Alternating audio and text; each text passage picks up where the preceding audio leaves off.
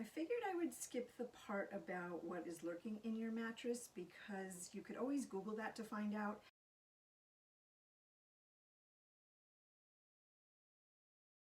And most likely it's going to give you nightmares and gross you out, and you're going to want to clean and disinfect your mattress right away. So let's skip that part and get to how to clean and disinfect it. All you'll need is a box or two of baking soda, and I have a king size bed, so I'm going to use 2 of these, and you'll need your vacuum as well.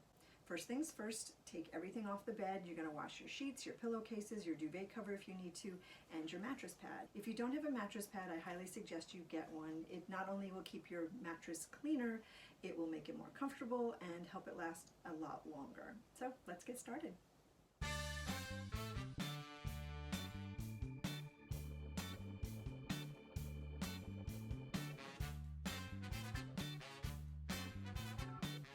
Once the baking soda is done doing its magic, just vacuum it all up.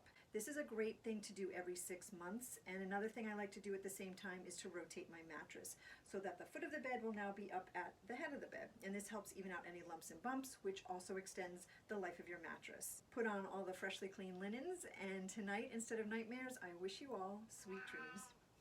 So does Moses.